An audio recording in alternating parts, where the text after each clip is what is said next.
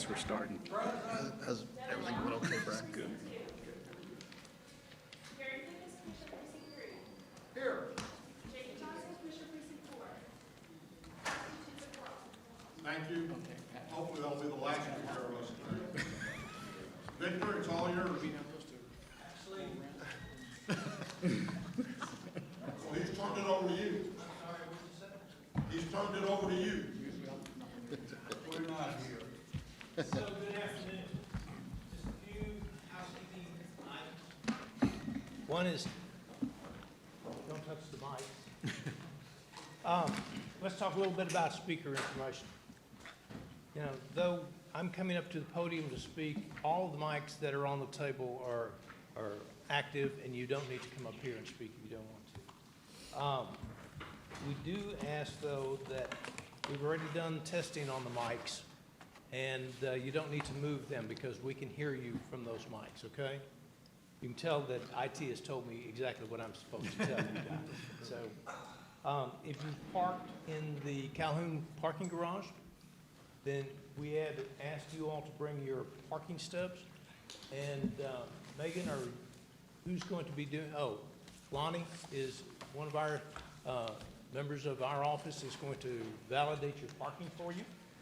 And so please make sure that if you do have your, if you did park in Calhoun, you have your parking stub, make sure that you see Lonnie. And Lonnie is that young lady right there.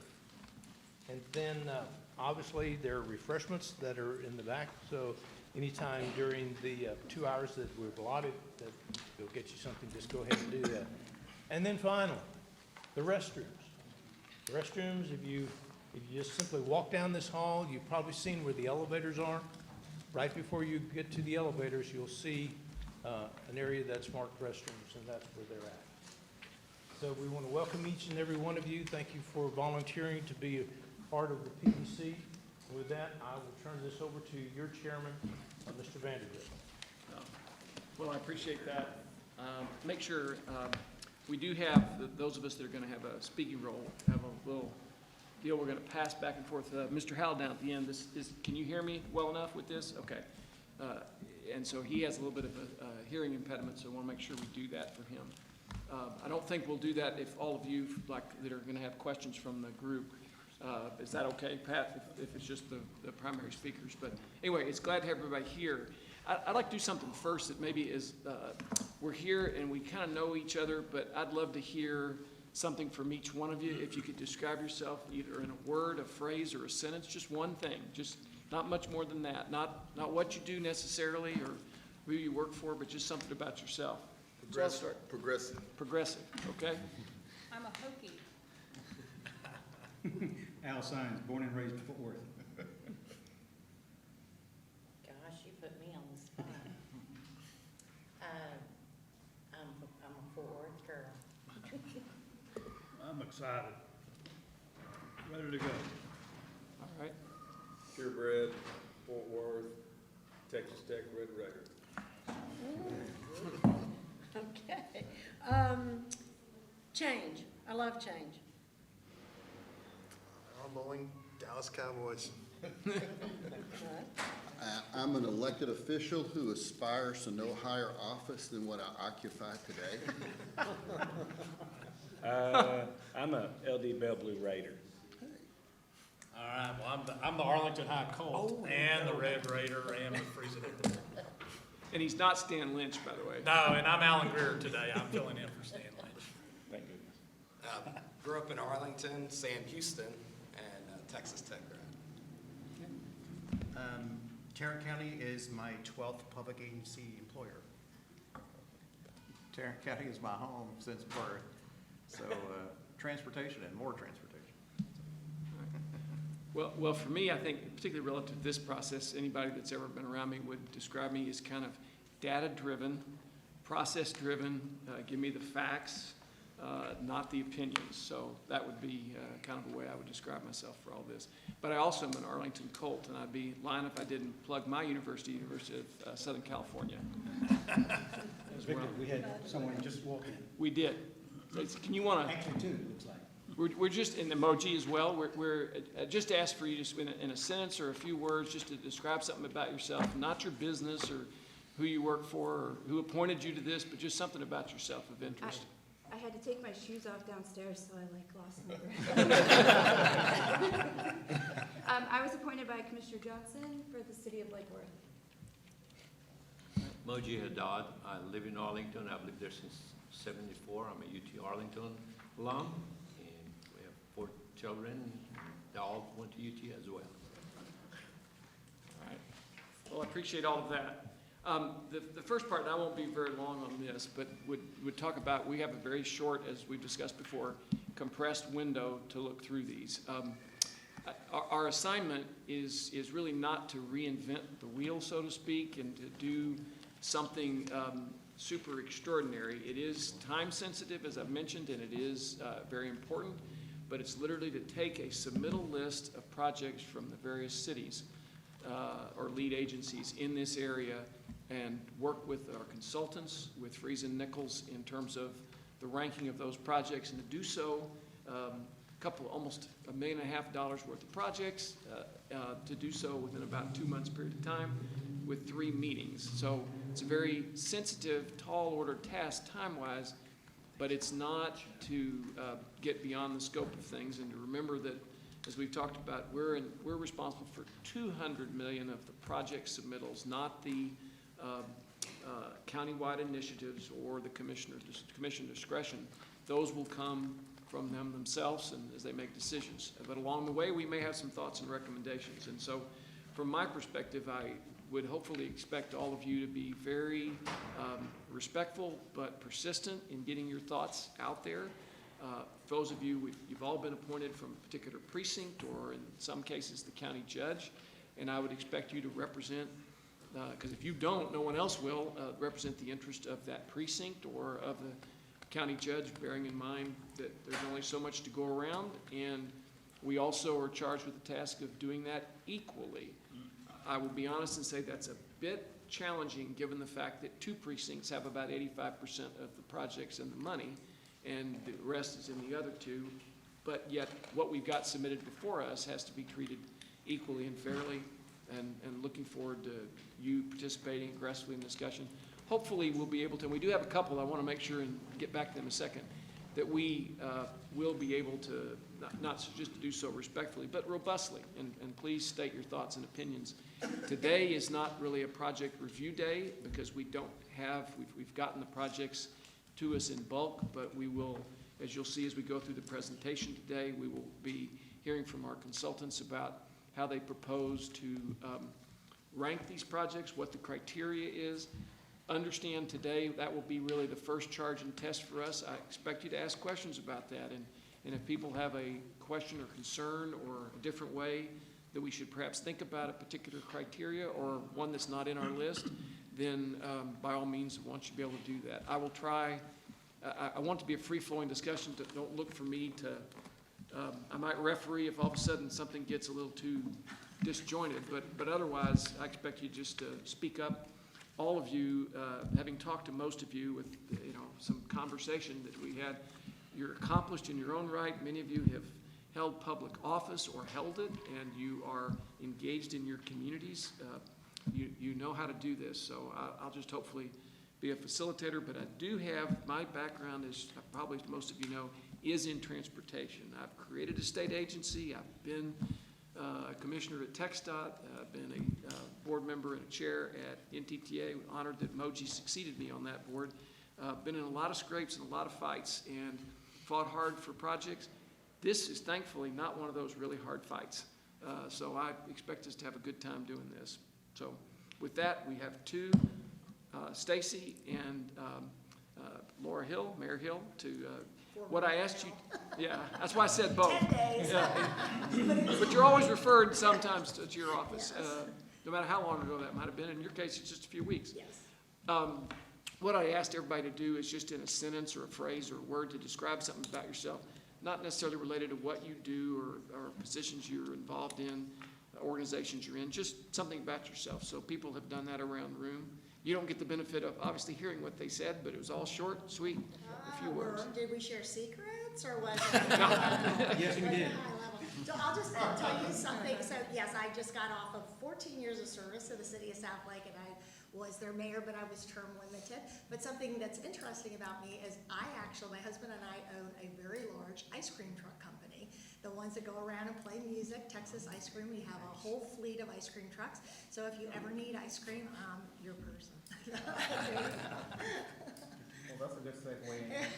What I'm about to say. What do you do? So I'm Stacy Marshall, but a little bit about me is I had just started a joint venture for a new coffee company Well, here in Fort Worth, so coffee. Coffee and ice cream.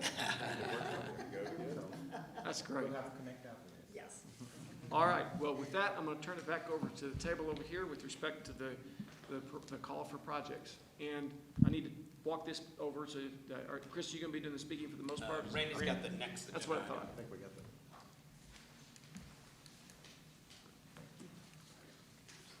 Well, good afternoon, everyone. So just very quickly, for those who I don't believe I've met, my name's Randy Skinner, I'm Director of Transportation for Tarrant County. I see some familiar faces. I know some of you, but for those that I don't know, I look forward to meeting you throughout this process. So let's do that. With regard to the bond program, actually I want to let you advance that. The Commissioners Court approved a bond program policy, and this was in January of this year. The program consists of 3 funding categories. The first category is the call for projects, which we're here to discuss today. That amounts to $200 million or up to $200 million. The next category is the discretionary category, which essentially allocates $15 million per court member. This allows for the flexibility for the court members to be able to fund transportation projects, those projects that may not have been able to be funded in this particular call, or maybe they're more specific to the use of those kinds of funds. And so, again, just provides more of an opportunity for the communities. And then the third category is the Countywide Initiatives and Partnerships Program at $125 million.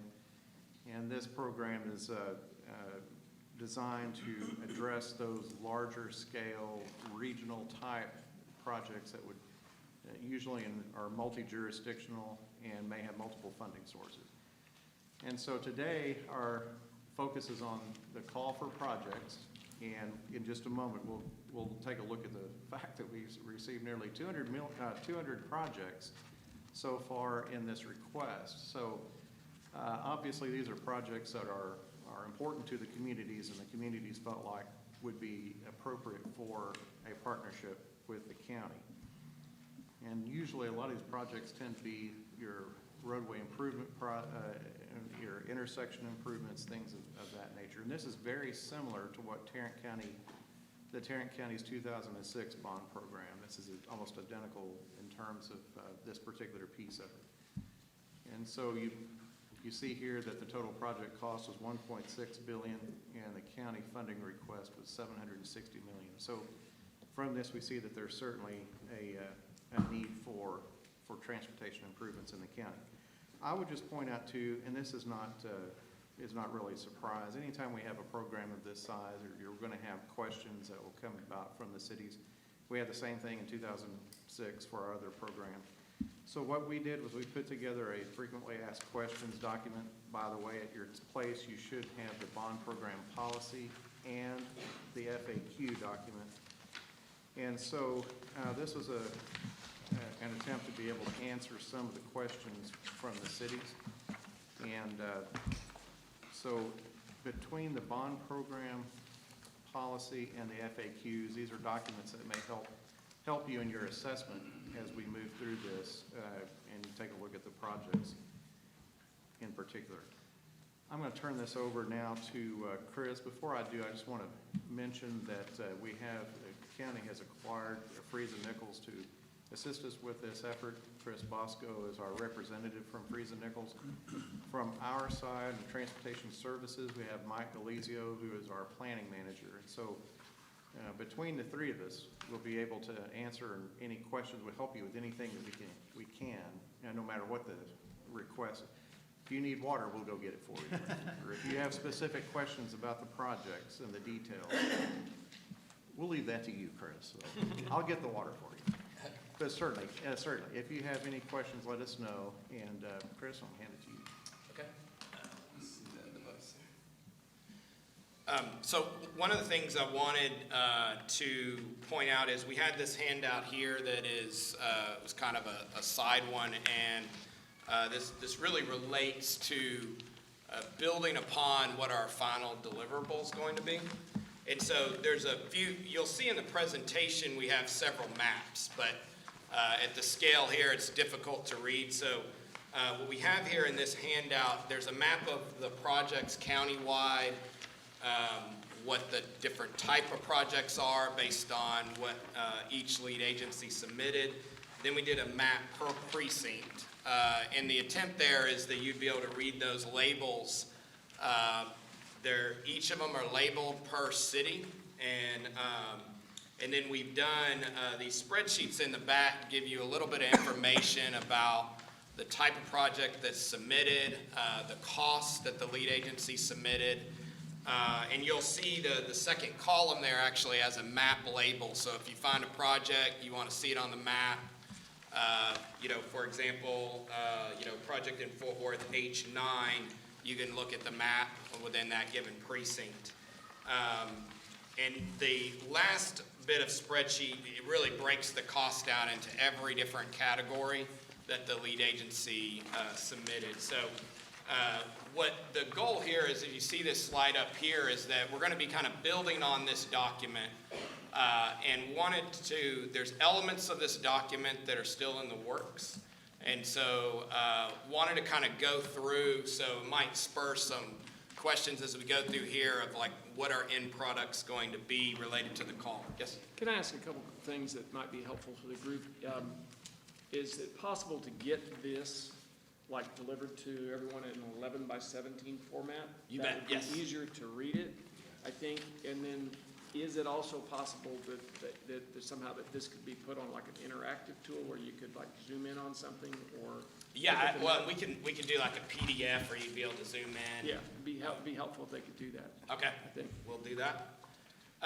So looking at the final deliverable here, wanted to kind of go through that. So there's elements in here so we certainly have the maps. So this gives you the map of the entire county. But at that scale, it's difficult to read every label, and so we've done each map per precinct, and that's color-coded to the spreadsheet. So when you're looking in precinct 1, you can see the projects listed there, and use that label to find out where that project is located in which city. What we're working on is these fact sheets. I think this was a question in the kickoff meeting that we had. We gave you the thumb drive that had immense data of all the submittals, and what our charge here is to boil that down to a one-page. So in subsequent meetings, you'll be able, as we talk about projects, we won't be thumbing through a big submittal. You'll be able to kind of get that snapshot. So there's a number of elements in here in terms of related to the bond policy, the different elements that the project relates to, the existing conditions, what the proposed project is. These are key benefits, so just our observations in going through that particular application, what some things that stood out. So in this example, there's a shared use path in conjunction with the road. That's a rather unique item that not all projects have. And then project scope. So we're going to talk a lot more about this, but different projects might be a widening job versus an intersection project. So that's a snapshot of that. This is the schedule that the lead agency submitted. And this will be kind of key when we talk about shovel ready. And then a breakdown of the cost that is submitted. And this would tie to the spreadsheet if you wanted to see the individual costs for right-of-way. You would be able to do that in the spreadsheet that we'll provide in the 8.5, or the 11 by 17 version. So this is, I've just kind of mocked this up so you to kind of see where we're going. So when we talk about the $200 million call for projects, as we work together on the scoring and the ranking, the projects will be reordered, in which we'll have, a subset of projects that fit in that call for projects. This, as an example, I just did 40 million. Above that number would be, projects that are kind of in the middle there, and if a project drops out, maybe an opportunity for those to be funded. And then projects below that would be, projects below that 240 million, but they may be able to be funded in another category. But this is kind of, as we work through the scoring and the ranking, what we're trying to achieve would be a summary like this. So Randy covered the funding categories, but I wanted to kind of show you an overview just looking at the application. So in terms of reading through the bond policy, 161 projects kind of fit in this category of widenings, new alignment, reconstruction, intersections. I do have the projects that are multi-jurisdictional in this category of 161. There are 7 projects that are more residential, kind of mill and overlay projects that I know in the kickoff meeting there was some discussion of maybe that gets funded with discretionary, but they're amongst the 196 projects that we have. There are 28 projects that are multimodal or drainage focused.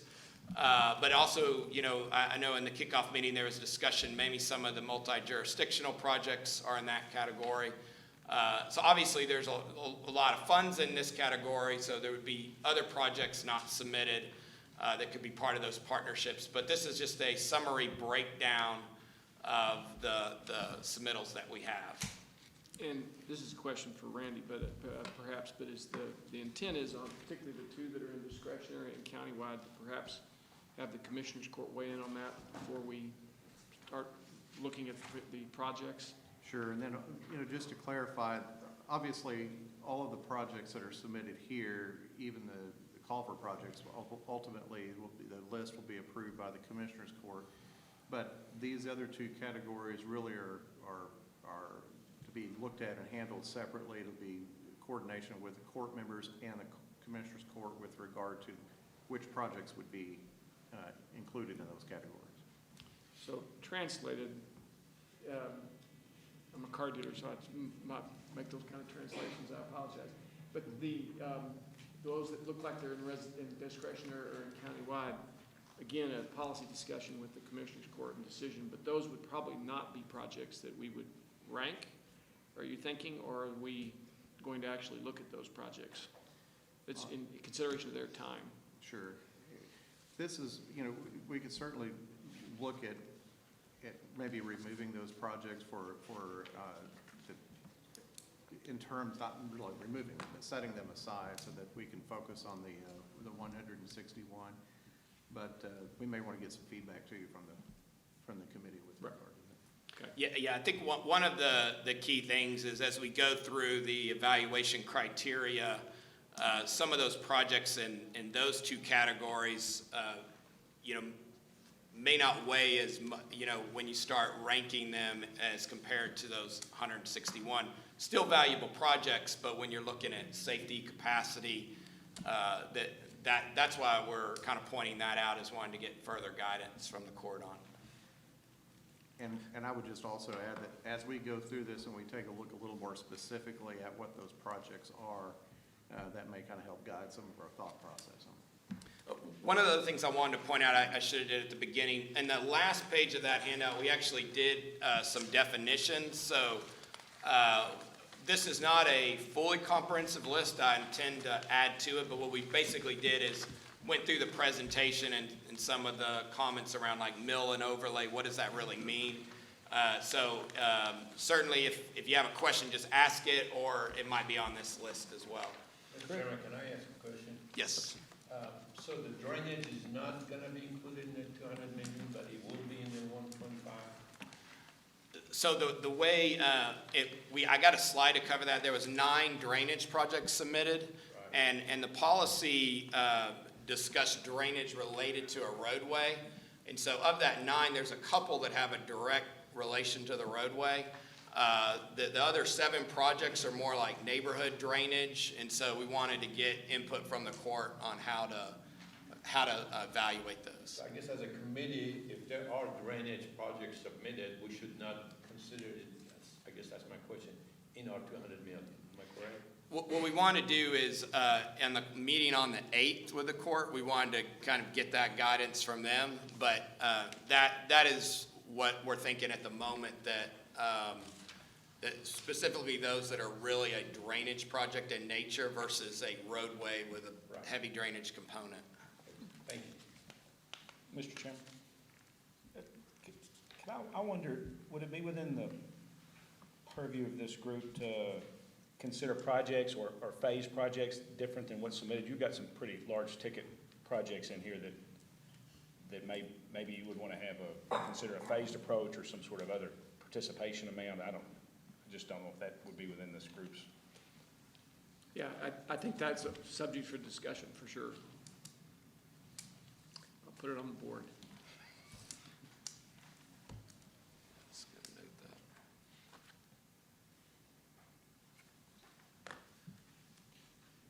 that. Okay, so what the next slides here, we wanted to talk about how we were planning to evaluate the projects, because the next time we meet, I believe it's June 24th, we want to have that preliminary scoring, so you guys will be able to see how those projects would rank out with each of the criteria. So I wanted to go through the way we intend to approach that.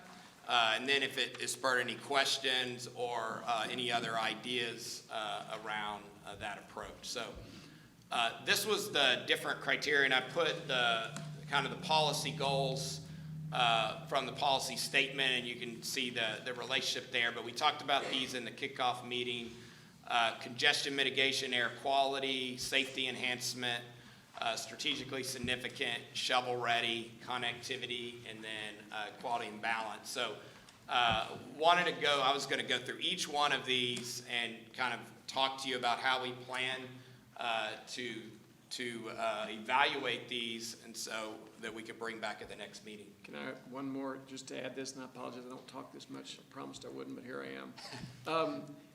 I think this is the most important part of our discussion, because this sets the stage for what the work we would do when we look at the projects.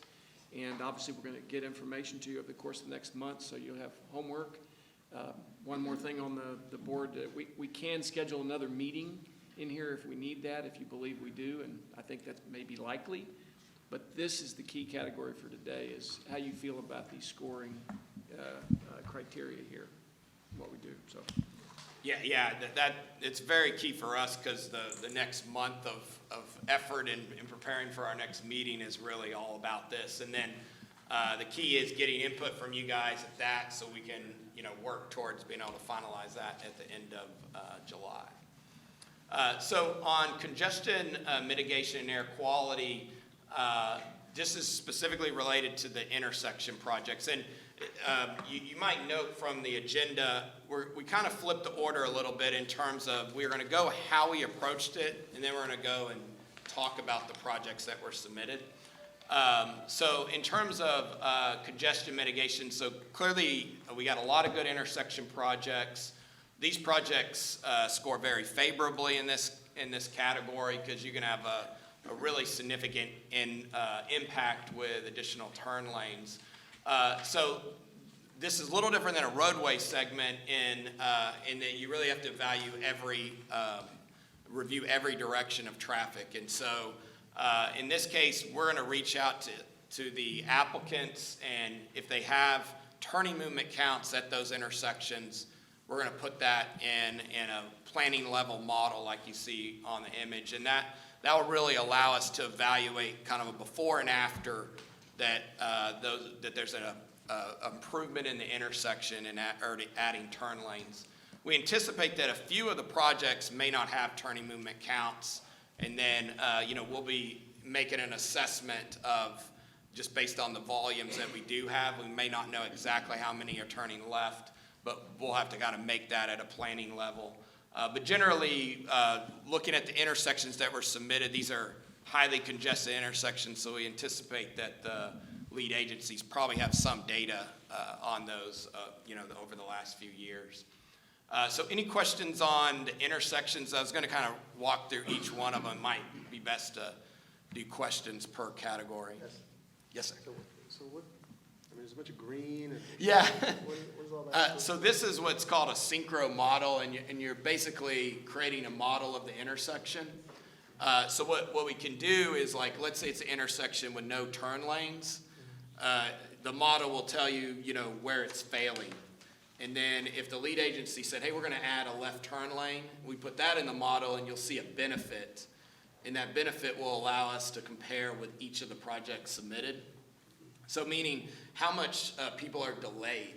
So like you go to a signal and you have to sit through several cycles. But if the lead agency's doing some improvements where now that's cut in half, then that kind of tells us that's a significant benefit. So are those green little triangles, that's where the turn lane's supposed to be?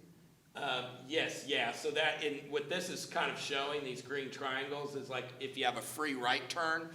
So you have that island, the signal's often there, the ramps are in that area. It's shown in green just as a planning depiction, so we can kind of get that quick assessment of the intersection. It's failing because it's in Dallas County. Yes, that Happens to be Dallas. Yeah. Hey, Chris, Yeah. is this a current projection of traffic or is this a future projection of what traffic will So be? on the intersections, we were planning to use the current because probably the city has some data, maybe 2021, maybe 2019, but it will allow us to say, how does it perform today at that volume? And then when we add the new lanes in, how much improvement is. So a little different than maybe the way we do a roadway segment. The intent is that benefit would project into the future. But I guess the next bond will be 10 years from now, is that assumingly there'll be this I'm will not happen? sure on the time there. I mean, because if somebody's projecting future, but yet it may not happen within the 10, is this a current or a future? So we would analyze it on the current because generally the intersections that are submitted are intersections that are already struggling. Okay. Yeah. Okay. Hey, Chris, so are you intending to prioritize intersection projects against arterial link projects or against themselves? So we were definitely going to look at all the intersections basically against themselves. But yeah, at some level, like we're going to have to compare the benefit of a roadway segment from capacity to an intersection. But the other criteria like safety, that definitely has a key overlap. But yeah, that is a little bit of a leap in a sense. But the great thing about intersections, there's for relatively low cost, you can have a huge impact. Now, maybe this falls under a separate category, but where would we account for, increases in pedestrian safety and the pedestrian mobility? So I think in terms of pedestrian safety or just safety in general, that is another category we're going to look at. I think your point about, there could be one that has just no ramps at all, and that would be a key thing for us to evaluate as well. Can I ask another quick question? Yeah. So those numbers on there, does that tell us something? So what it's the green numbers are actually vehicles turning. And then these are just an intersection identifier. So this would tell you 41 cars are turning left, 1,200 are going through. And in the peak. Yeah, it is the peak hour. Yeah, this is kind of a common approach, whether you're doing a traffic signal or an intersection. So this next one is talking about the roadway segment. So, and obviously a lot of roadway segments would have intersections, but this table, we usually use COGS, and so the middle part here is kind of the key element, because you're talking about arterials and collectors. So you can think of arterials as like your 4 and 6 lane roads, maybe a 5 lane road with a center turn lane. Collectors are like your 3 lane road. And in a moment, we're gonna show you some slides of that. But, so this tells us like the peak hour or the hourly capacity of that roadway segment. And, to your question earlier about the future volumes, we're actually gonna get that data from COG. Randy sent in a request, so we'll be able to see a particular roadway that's submitted, what the projected volumes are, and how that improvement will, make the road function at a better capacity level. So roadway segments are a little different in that, we do intend to kind of look at what COG's future model is. And certainly, some cities have model, we'll be able to get their data as well. And peak hours, 8 to 5 is what? Yeah, so peak hours kind of vary. So one thing that's a little confusing here is like, usually on roadway, we're using 24-hour, and then the peak hour for the intersections. So what we're trying to do is kind of compare each of the projects against themselves in this category. So you'll note some projects are just rebuilds, and then some have a widening component. So the widening component will definitely, show better for this category of evaluation. So any questions on the roadway segment? So where I see 2300 freeway and 1250 freeway ramp, does that mean off that ramp on that freeway, we got half of those are coming off the ramp of that 2300? Yeah, so this COG, of course, is a big agency, so this table I put in here has kind of every type of roadway. The ones we would mainly be looking at is these 2 center columns. And then given the type of roadway, we'd be looking like urban residential area or suburban. So that just gives the indication of what those volumes, and this is actually a per lane data.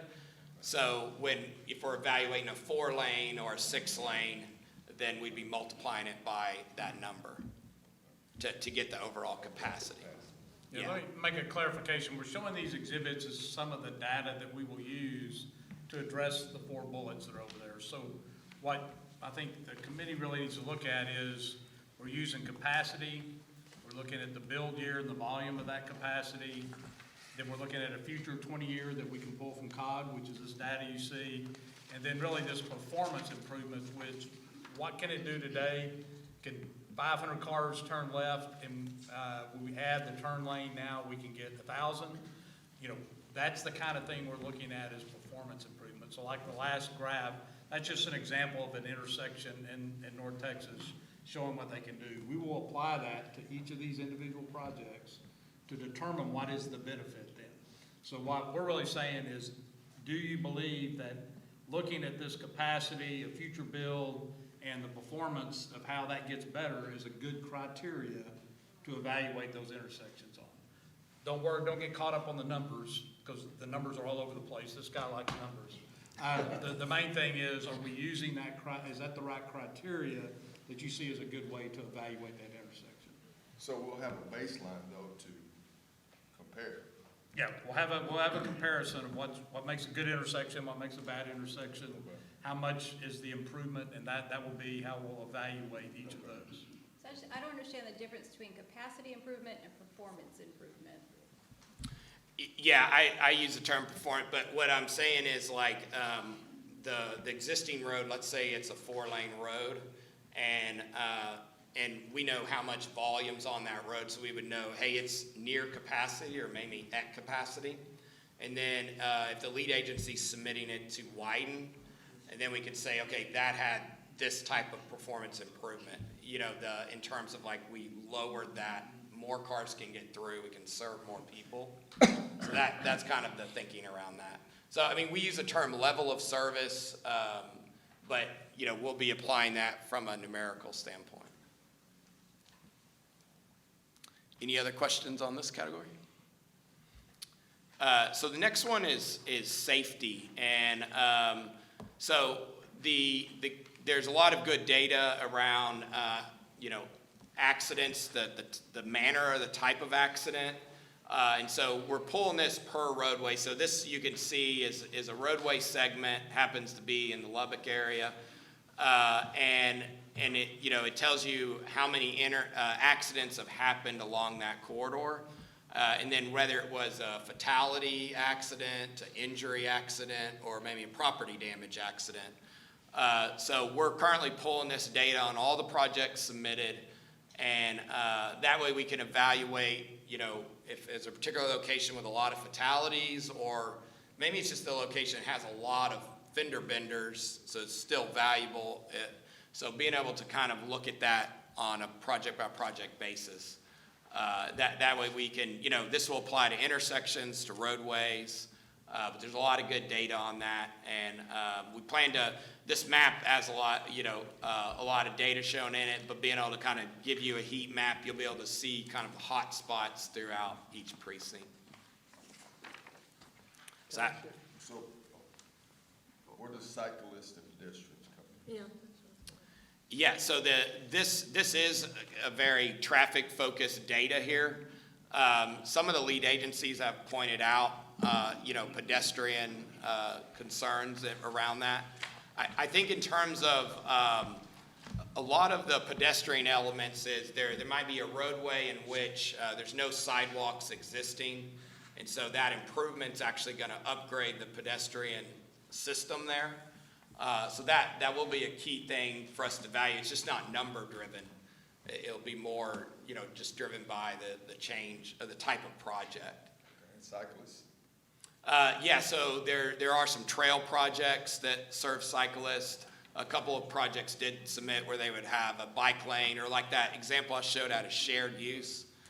So those will be key elements that are less number driven. I think as a committee we'll have to make that known to you guys of which projects have that, and it probably fit more in the strategic category for evaluating.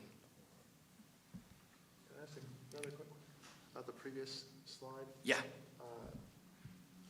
A lot of time I've noticed that they'll widen roads, and it doesn't make any difference. It's just as clogged as it was when you had 2 lanes, you made 3 lanes. It's just as clogged as anything. Yeah. How would you spot that? How would I be able to tell that was happening? So, generally, I think that's driven by, it is often driven heavily by the intersections. If you need like two left turn lanes versus a single one, we would, a lot of that would rely on what's been submitted to us. A lot of the lead agencies have pointed out if there need to be an expanded intersection with a project. What would stand out, like in the example you gave, if it was a project going from a 2 to a 3 lane, but the volume of cars on it exceed the 3, then we would actually notice that. So we would notice that even with the improvement, like in this case, it would need to be a 4 lane. And that would be, we'd be able to, have that conversation with the lead agency. But yeah, intersections are real key to that question. So going to the next criteria here. So strategically significant, these are a couple things that kind of stood out in going through the applications. There's a number of projects that are just new roadway extensions. So might be serving a new area, but will also relieve the current system or relieve the intersection. So, that has certainly a capacity improvement. It's a little harder at this planning level to evaluate that full impact because it's going to impact multiple roads. So this is one we'll have to kind of evaluate looking at the area. Hey, this is a dead-end road that's being extended. It's, going to serve a new area of land, make a new connection. So that's a key element. Some projects may have lower volumes throughout a day, but they serve schools, and so there's this real need at those school peak times. So that's a key, and certainly at medical centers as well. So this would be a project that maybe the size of the road didn't show up with us on the capacity side, but just looking at the development that's around it, we know that that's a key strategic project. And then just connection to, high traffic generators. It might be new development that have happened within cities and the infrastructure's underserving that development. And so that would, make it a key strategic project. So I noticed a lot of the submittals would reference, that their new roadway would tie into a TxDOT roadway. What kind of TxDOT data are we considering in this? Other than the COG model certainly, accounts for the TxDOT roadways, and then the accident data we actually get from their database. The way we were looking at it is actually my next slide is like, when we look at the connectivity, if improvement is having a connection to the state system, that has a lot of value. So that's kind of how we're looking at that where it has more of a regional impact. Okay, I'm just wondering if TxDOT had priorities for that connectivity. I think most of the lead agencies I'm thinking of, I'll have to get back to you specific answer on that, but I know a lot of the projects that the lead agency has submitted are likely driven by those discussions with TxDOT. And that's one thing I haven't mentioned. One of the things we'll be doing between now and our next meeting is circling back with each lead agency. I mentioned about getting some traffic data from them that will help us, but also, those kind of questions. Yeah, one thing I wanted to mention was I wasn't entirely sure what the lead agency's priorities were. In some cases, some were very clear, and others I wasn't entirely sure. Yeah, that is a gap of information we need to get. Yeah, several applicants just told us that, but not all of them ranked. We kind of, just by the way the cover letter ordered them, implied it, but we wanted to confirm that with them.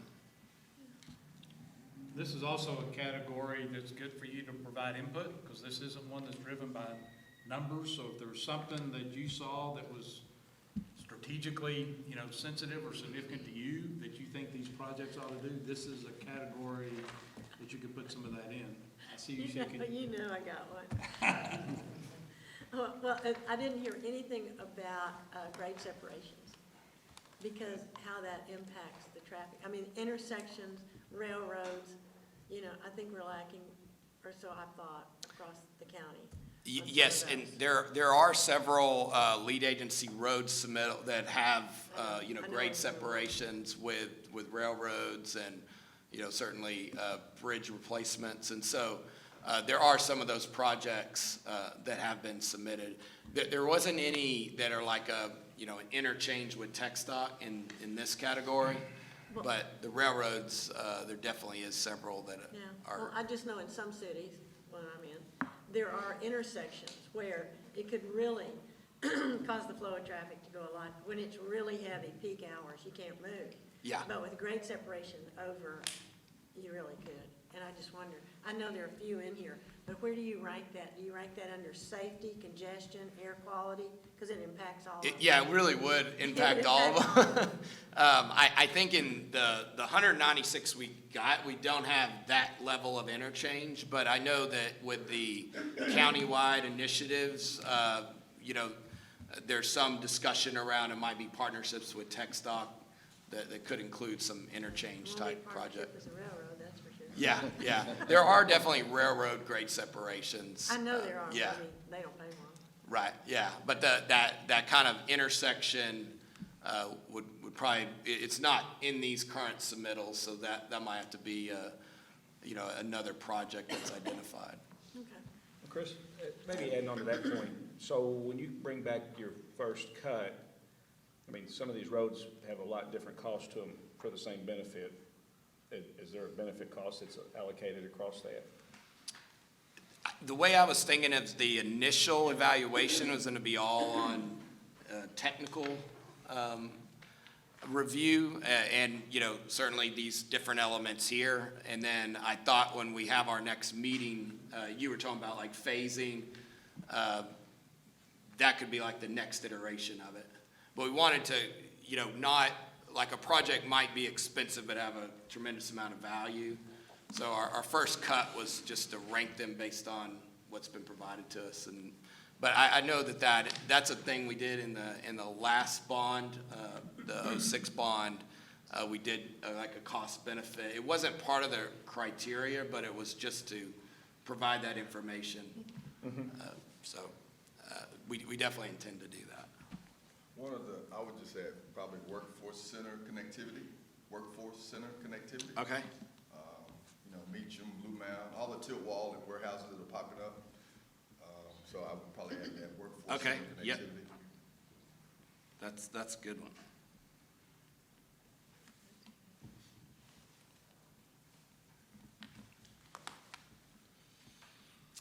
So shovel ready, you see in the frequently asked questions and the policy, the way that was communicated was, projects ready to go to construction within 5 years. One of the ways, the information we wanted to provide back to you guys is going through the schedules. There's a number of projects, off the top is about 18 that actually presented that they would be ready in 2022. So they've done some engineering and right-of-way. So among the shovel-ready, we were intending to kind of prioritize that in this Be Ready in 2022, projects that are 2 to 3 years, and then projects that are 4 to 5. But basically, all the applications indicated that they would achieve the policy goal. But this would allow us to provide back to you guys what some projects that are really ready to go. So that was our intent of, shovel ready, or you could call it project readiness, but projects that are truly, been in the works. A lot of engineering's already been done. Well, maybe this is a question for Randy, but does that imply that the county would be able to bring to bear their funding commitment within a 5-year window? I'm glad you brought that up. So that is a discussion point I think that we're having with regard to how the bonds will actually be able to be sold over a period of time. I think the Commissioners Court, as part of our policy, had mentioned that they do not want to see a tax increase related to this, and so there may be some constraints there. And I'll just make that point a little bit stronger. I don't think we'll be able to, I don't believe that we could spend all that $400 million in 5 years and not, without a tax increase, and therefore we won't do it. So I would not eliminate a project because it would be starting in year 6 to 10. Well, It could not be started until year 6 through 10. Well, it's likely that the local governments would have a similar constraint. Right. So we'll use this to evaluate the projects. This may not be the schedule in which they'll get implemented based on how you can sell bonds and how you can fund them. So this is just what we're proposing to break down how we would evaluate them. But the actual, when they can be built, will have to be in order with the bond schedule. And But I get think that being this- said, but what I'm just saying is don't attach a whole lot of points to the evaluation based on these years. With the possible exception That's of, one person on the court talking right now. No, that's true.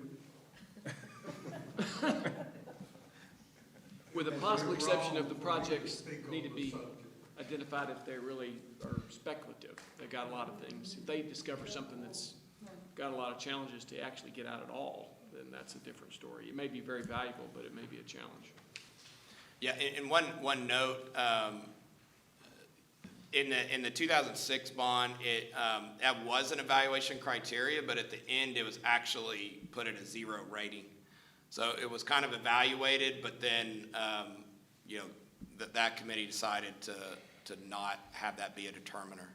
So, Yeah, I think the other point that I understand is that, aspirational projects is really not what the Commissioners Court is looking for. They're looking for things that can be built.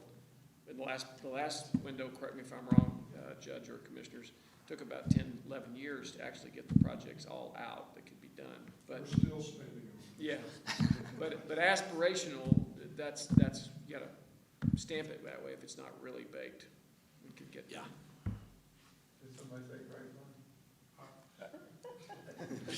We're working on it, Commissioner. There might be some members of this group that would like aspirational projects to be considered. I wasn't there when that was selected. And I would say, I mean, in looking at your chart, you have expected date to begin. I think important also would be length of construction. Okay, Judge, you said to begin, do you mean because some of these are already in design and are being written, but you mean digging? Okay. Yeah, I mean, and And you mean, Moving. yeah, because we are, I mean, we had, in fact, we actually had a meeting with the financial advisors, and we will in the next couple of weeks be looking at this time frame. And it is going to mean that we need to have projects that won't begin until later on. And as was said, I mean, all of this has also been put in with the discretionary money, the other types of money we have. But, you know, they're gonna, the financial advisors are gonna give us an estimate of what the maximum amount of money that we might borrow in any given year, by year, for probably the next 10 or 15 years, in an effort to make sure we don't have to raise the tax rate. So did you say that all of the projects that were submitted fall within the 1 to 5 year category already? Yes, yeah, they indicated that they would be able to go to construction within 5 years. Yeah, I guess that's part of what we may need to look here is, obviously, people submitted it, say it can be done in 5 years, because that was part of the criteria. The question, I think what we're hearing from the judge and others is, should we have some different categories here that say, these are ready, you know, to be able to go to construction now? These appear to have other kinds of issues, like either right-of-way or environmental issues that may be 3 to 4, or within 5 years, and these, it may be, you know, excess of 10 years before they might could be able to go, because that, I think there's some of these that, okay, yes, we're gonna be there in 5 years, we haven't started anything, we don't have the right-of-way, and we're not sure about the environmental. Well, we kinda know those aren't gonna happen tomorrow. So there's some that may fit into that category that we could use this shovel-ready evaluation a little different. If that's the direction this committee would like to look at, is something more along those lines versus, you know, 1 to 2, 2 to 3, 4 to 5. Well, if you select the projects that are across that spectrum, where some of them have clear right-of-ways and some of them don't, then that allows you to pace your program. And maybe the lead agency doesn't get their favorite project, but they get their third favorite project because it has a clear right-of-way corridor and it can move to construction quicker. Yeah. Just to add to the right-of-way comments, as the judge mentioned, we still have original projects in our program, and those projects have been around because they were delayed primarily during the right-of-way acquisition or utility relocation stage. And the Council of Governments is going through the same issue with their federally funded projects, where they're having to swap money because federal funds are about to expire because projects are being held up in the right-of-way acquisition. Especially when you have to purchase properties and right-of-way acquisition, owners are not willing to negotiate. And so that was something we came up with at my other jobs, is if you had a project that did not require right-of-way acquisition and one that required a lot of right-of-way acquisition, obviously the one that did not need right-of-way was more shelf-ready. And so I think that's something that this group should keep in mind. If there's a project that says they're gonna need right-of-way acquisition, there's a good chance they may not meet the schedule they provided. Everyone's gonna say they're gonna meet the 5-year time frame. I think that's probably a given. And they're being optimistic, but if they have to get a lot of right-of-way, then that could hold up their project. So something to keep in mind. Funding if they don't do it within a certain time, just like federal funding? Well, what we do is, when we administer the projects through our interlocals, we will be tracking those schedules. And so if projects are delayed, then it will be our responsibility to share that with the court. And we do renew the ILAs, some of the original projects that I talked about. We went ahead and renewed them because they were making good faith efforts to continue the projects. I mean, we don't want to take project funding away from projects we're committed to, but we also want to see those projects move forward. So they were able to show good faith efforts that they were moving forward. But we just got to track it. That's one of the responsibilities our department will have. But there is a time clock. I hate to use that term. I've heard it too many times. But anyway, there is a time clock.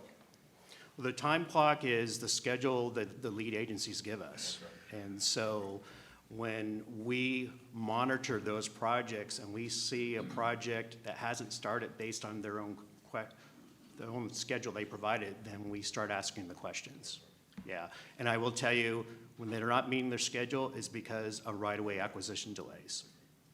The issue of shovel-ready is a term that has bedeviled project development forever, and we'll probably continue to do that, because in all fairness, sometimes things happen that you didn't expect. Exactly. But, we will probably look back in 5 years and find something that we all thought was really perfect, and it didn't get out for something that no one could foresee, including perhaps the lead agency submitting it. But I have a number of projects on here that say to be determined as far as the start date goes, but whoever it was that said it a few minutes ago, I like the idea that the number of points associated with this time frame was 0. Yeah, I think that that's important. That what does happen is the county, if it slots money for something, then it does tie it up, at least on paper. So this is a critical category to make sure that you feel comfortable recommending to us these projects can go.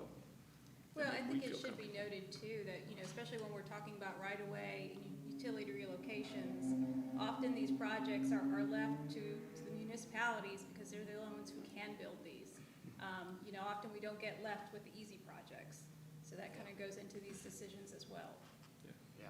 If it's not us, it's going to be no one building these.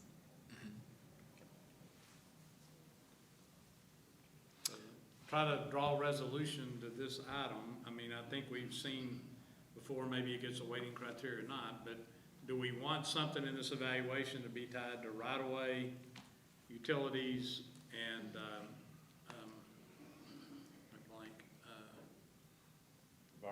environmental, yeah, the three key elements. I mean, typically, if you're looking at a job, being able to deliver in this kind of program, those 3 elements are things that can delay a project from being year 1, year 10, year 15, whatever that is. Good, I think it's good so that you can schedule them. Right.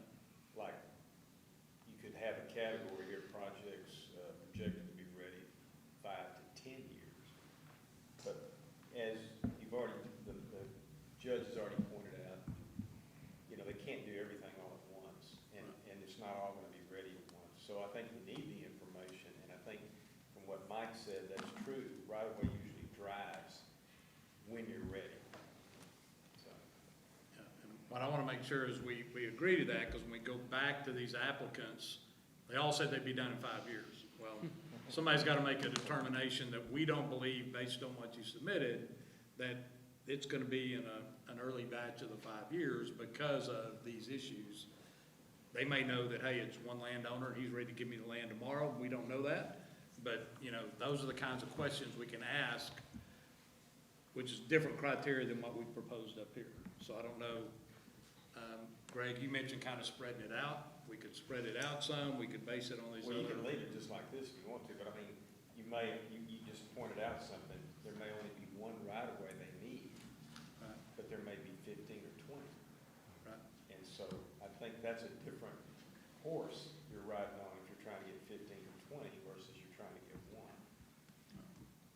So that there may be some play there that we can show, like if the project is gonna have to acquire more than 5 properties, they fall into a different category, something like that. I don't know what the appropriate amount may be. You may be able to reflect back on what the county has had to deal with in the past with the 2006 bond program, and that may give them some insight as to, hey, projects that need over 5, they typically take longer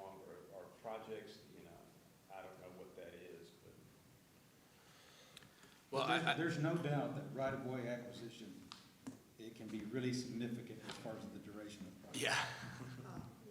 Yeah, I think it ought to be a criteria. Okay. I was gonna say municipalities are overly optimistic all the time. They always say they're gonna get it done, and it doesn't happen. Having sat there and negotiated with residents, that's been the number one holdup on projects, because people are very proud of the value of their land, very proud. So Victor, would it be good to say that based on this conversation, we take another shot at this criteria and kind of send it out as something separate for y'all to look at? Yeah. To see if it kind of captured what the discussion was? I think to take that a step further, all part of this discussion, we should probably Yeah. package up in a separate thing and send it out, so. Okay. We can We'll do do that that. hopefully within a week. Okay. Okay. Well, yeah, I think I got good clarity on the next step on this item. Connectivity, in the kickoff meeting, we were talking about multi-jurisdictional projects. There's a lot of good projects that, really would be serving more than one municipality. There's even several applicants that are effectively partnering. Where the local match is being shared between two cities. So those projects, and then as was mentioned earlier, projects that connect into the, TxDOT roadway system, that would be, those would be key projects as well. Hey, Chris, but the implication there is that when you make it to the regional system, that system is sized correctly. Oh, yeah. So making it into a two-lane farm to market might not be awesome. Yeah, I see what you're saying. As opposed to connecting into 1709 or something like that. But I want to be clear for the group, because I think it's important, is that multi-jurisdictional, as we're defining it here, is just a criteria. As the court will define it when it looks at multi-jurisdictional projects, that could be the same thing, but we're looking at these projects here to fund in this $200 million category. Right. The court could flip one to a bigger category, the other category at some point, but that's not our role. So there's a difference between that definition. Yeah. For their purposes and our purposes. Yeah, our charge within the 200 million was, we wanted to communicate back to you guys roads that, it could be a gap. There's a great roadway system and this area needs to be improved, which will make the regional system much better. Yeah, it's an added value, but I guess the point is that we score these individual projects, that's a criteria that gives points. And if the Commissioners Court decides later to make that part of their call on the bigger issue, then that's great. But that just means a little extra money will free up, which is why the ranking of the projects is. And that is very critical, because just in looking at these numbers and these projects the other day, I know of one that we've already identified and agreed to do that will come off this list. And Randy was looking at that, and so they're going through that. And I think they really need to run down that list and make sure that those roads are taken out of your evaluation process early in the process. Yeah, well, I guess that's a corollary to my point. If they're in our process, then we would rank them. And you could make decisions later, but if you want to make the decision ahead of time, then. Some of them have already, at least one should have already been pulled out. And we may have additional projects too that may actually come out of the list. So we just don't have that confirmed or just yet.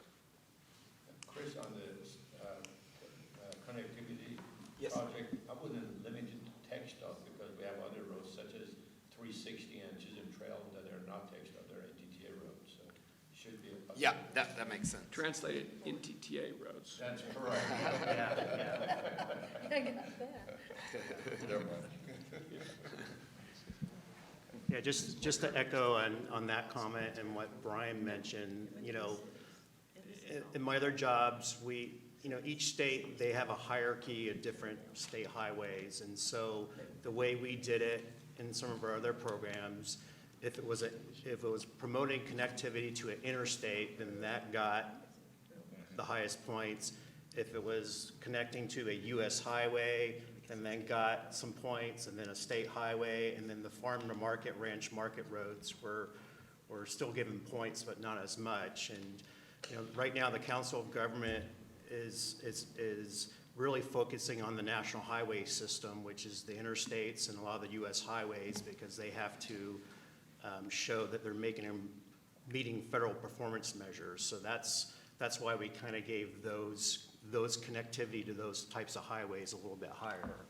I mean, they're all important, all the highways promote mobility, but when it comes to interstates, you know, you're talking about goods movements and interregional travel, and so that's kind of what we did, and something to think about. And I would also just add to that, you know, some of these elements that we're talking about with regard to the criteria, some of these are gonna overlap, and we may be able to apply several of these to the same project. I know we had one project that was constructed in our 2006 program that provided connectivity over to a residential area. That connectivity tied in with a hospital that was located nearby. And so that was a great example of how it's a connectivity project, but it also provided strategic significance, for instance, to that particular area. So it's maybe a little easy sometimes to fall into getting into the weeds of these, but some of these will actually overlap, I think, you'll find on some of these projects. But Chris, I think Commissioner Allen made reference to TOD connectivity. Did we capture that in our last meeting? Transit development? Yeah. Yeah, I got you. I'll add that to that. That makes a lot of sense. Okay. Like, you referenced North Richland Hills and Grapevine.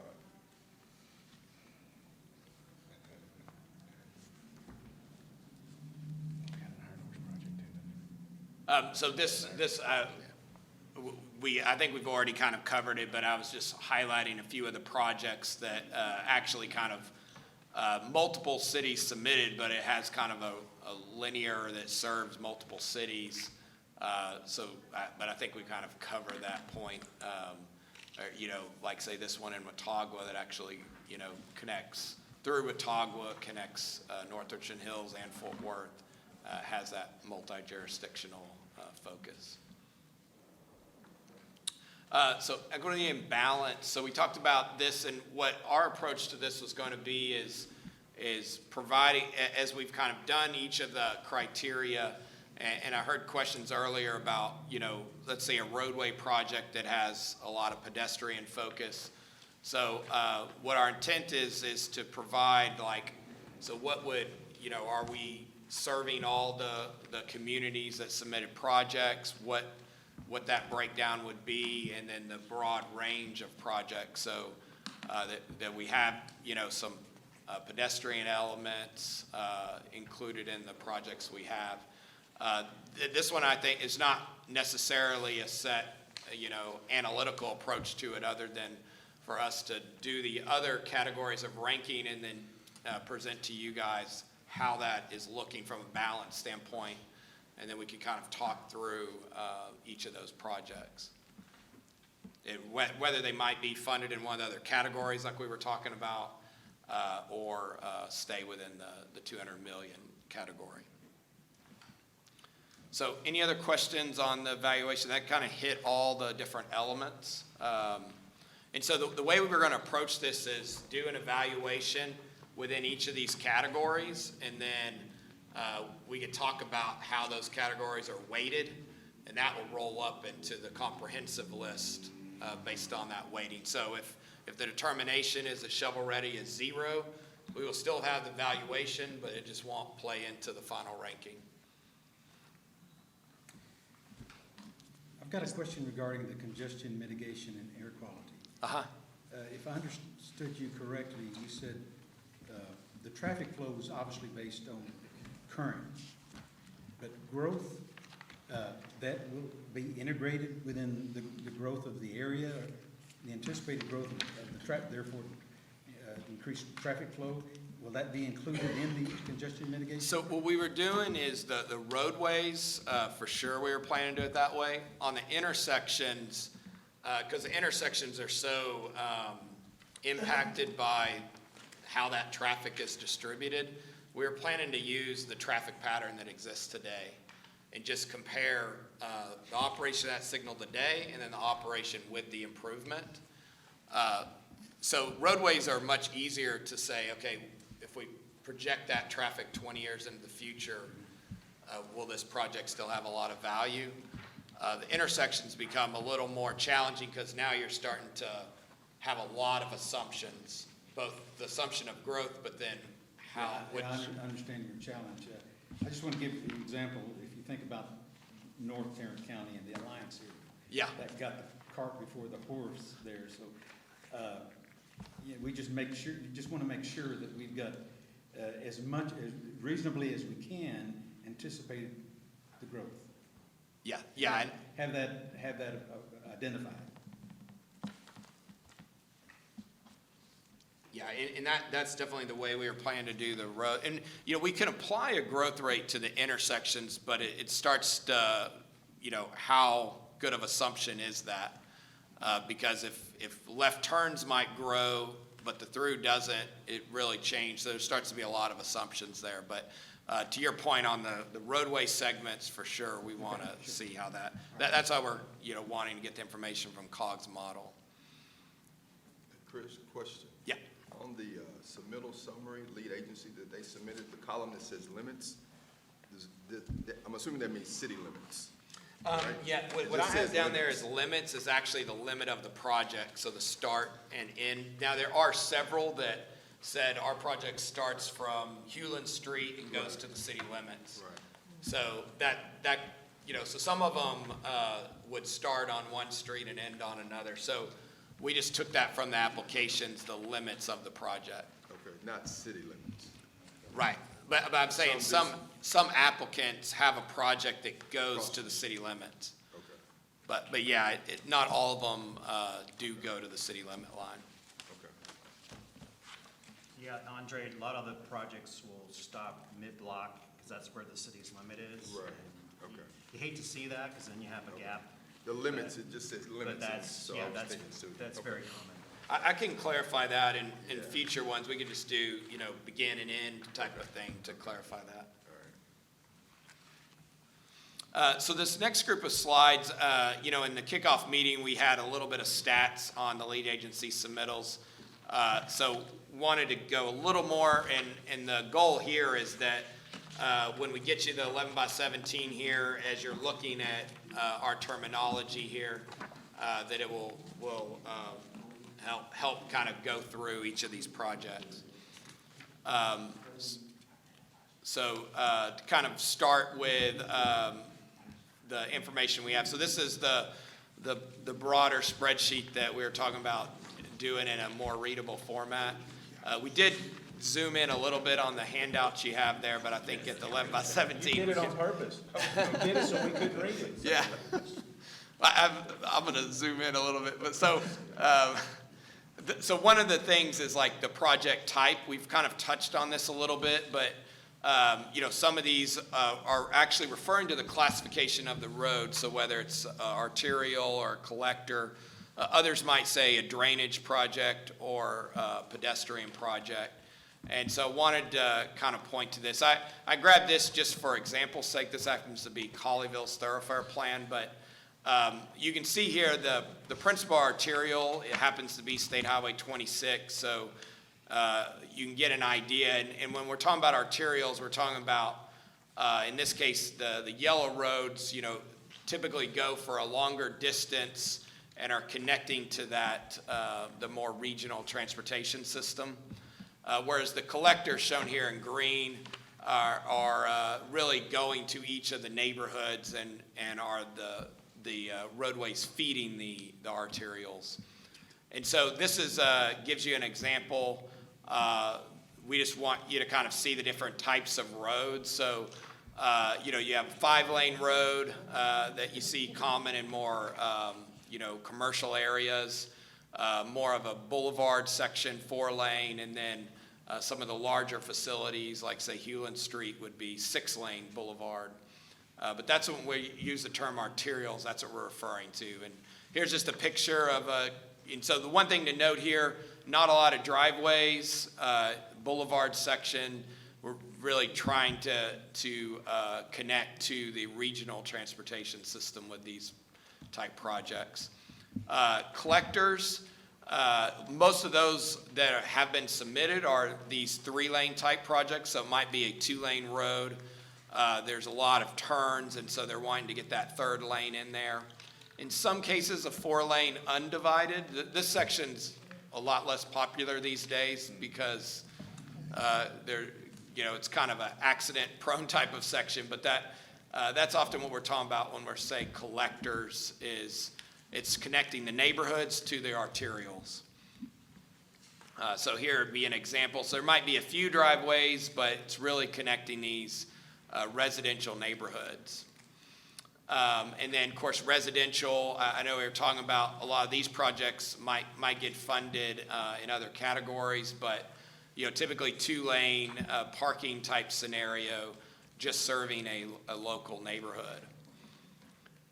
So the intersections, we got a variety of those. There are a couple of roundabouts that were submitted, and these kind of compact type roundabouts. And then a lot of the intersections are just this example where there's a single turn lane, and as they shaded in gray here, they're wanting to do dual lefts. So this would be a case when we were talking about earlier that clearly the left turns aren't performing, and so this applicant's wanting to improve that, or this heavy skew where it's very difficult to turn right, and so they're proposing to have more of a free right for trucks turning or the commuter car. So, these type of projects, often they include a signal upgrade, but we're kind of distinguishing that different from just a pure signal job because it's going to have a real capacity improvement. So that's the intersection type jobs. I mentioned drainage. This just kind of shows you where those are located. So the majority of them are in precinct 2. And just a note on the drainage, here's a couple of examples. And maybe the eligibility comment here, what we're saying is the policy is referring to a project that, is related to a road. And so you can see this particular project, it's a significant drainage project, but, it has a lot of benefits to the road. You can see in this particular case, the flooding's really damaged the road, has a safety impact. Whereas there are some projects like this that are really flooding in neighborhoods and aren't tied to like an arterial or a collector. Is more of a pure drainage type project. So that's one where we were saying might be funded in another category, or I know some of the federal money coming in, maybe that's a good category for that. But those are what we were talking about earlier. And I mentioned of the 9, there's about 2 of them that kind of fit in this roadway, and then the other 7 are more of a pure drainage project. So we'll get clarity from the court on whether that should be funded in a different category before our next meeting. So you saw this table before. You could see we're a little over 70 arterials, a little under 70 on the collectors. The residential, it's a little misleading. There's like 7 of those projects, but the applicants put a bunch together. So, there might be 7, 10 residential roads in one submittal. We have a good amount of intersection projects, over 20 of those. I mentioned the 9 drainage, and then pedestrian projects. Got a slide that goes a little more into that, but there's a lot of good variety of the pedestrian projects. So that kind of brings us to the scope. So when you see in the spreadsheets the scope, that's where we're trying to touching on, is this a widening project, or is the goal to reconstruct an existing road so we're not adding any lanes? Or in many cases we noted if it was a sidewalk project, so it might be like Safe Routes to School type of thing. So that gives you an idea of the type of facility, and then what's the goal of the improvement. It reminds me to ask you a point, since you got them ranked there on that, or not ranked, but listed. In the evaluation criteria, or not in evaluation, in the submittal of projects, a lot of communities ranked their projects. I know Yes. the 2 largest cities in the area ranked their projects, and between them, they're, I don't know, infinitely the highest percentage of the projects goes there. Yeah. are you going to give weight to their ranking of their own projects? It would seem to me that's worthwhile to do. Yes, I think. Provided they meet other criteria. The way I was thinking about that is we'd go through the evaluation, and certainly if like, let's say their top 5 projects are in the bottom, we want to understand why, but yeah, I think and we actually have a column in there where we put what the lead agency ranked their own projects, because likely they have the best knowledge of the importance of that job within their city. So to your point, we definitely want to consider that, but our first run through it, we're just going to see how did we rank it, and then see if there's any outliers where we're misunderstanding the scope of the job. So this on the project scope, so this is kind of referring, so widening projects, there's a lot of widening projects. So I think that's going to have a lot of value to the program. So new roadways, so about 14, so this would be extensions of roads. So through Greenfield, there's not a road there today. Kind of to the point of the grade separation, a few of these projects are going over railroads. So there's some benefit there. The intersection projects, so over 20 of those. So we just kind of boxed in like these are largely score pretty well in the congestion mitigation category. Reconstruction projects, those are really great because they, it could be an old road that has potholes and you're going to get it upgraded with new sidewalks. So there's a real safety benefit even though it may not add capacity.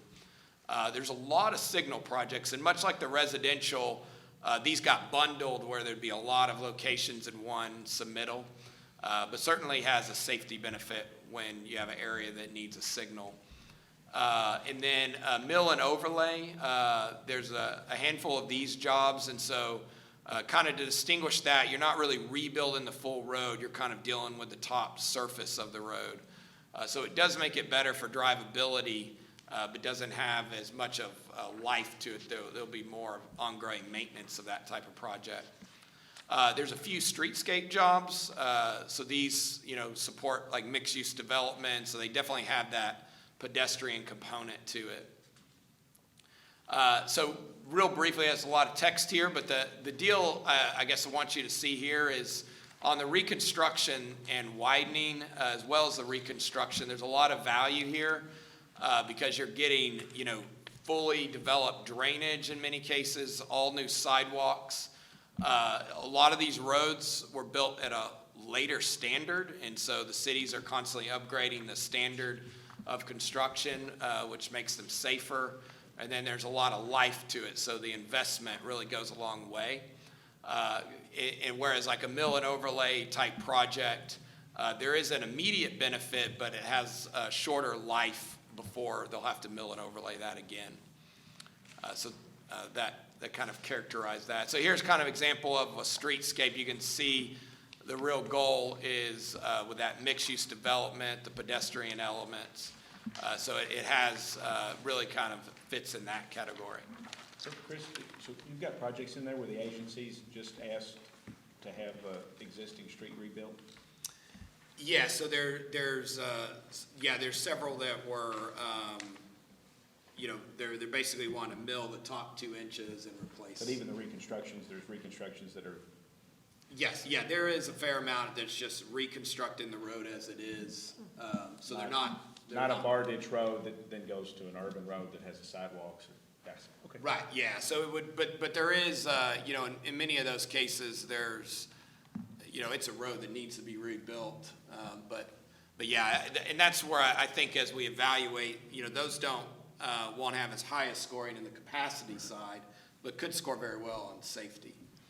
Should we take into account the life cycle of a mill? Because I hear oftentimes they get remilled and remilled. Is that I think that's a very important point, because you think about when you're using bond money that you're paying off over a number of years, that mill and overlay is not going to have that longevity. Right. So, but yeah, I think that's a valid point. So in the project cost, I'm assuming that contract or whatever way they costed it out is for a period of time? So the way that these are submitted, it's for a one-time mill and overlay. So one time, 2 to 3, how long it lasts? Would it last how long? Yeah, that, I was saying 5 to 10 years. But a lot of that's kind of driven by the traffic. You know, those type of projects is gonna be hard to score high amongst the criteria we have. So that's why we are suggesting maybe they're funded in another category, or, you know, a different method. So to talk a little bit about the pedestrian specific, the pedestrian signals, I'll show you a picture of that. It kind of to distinguish from a traffic signal, because these would just be functioning purely for pedestrians.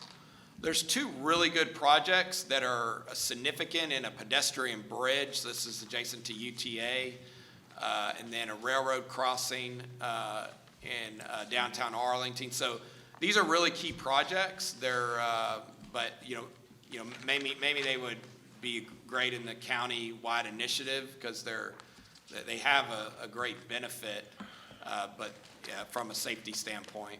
Please hold for a moment. The meeting of the Commissioners Court is now adjourned.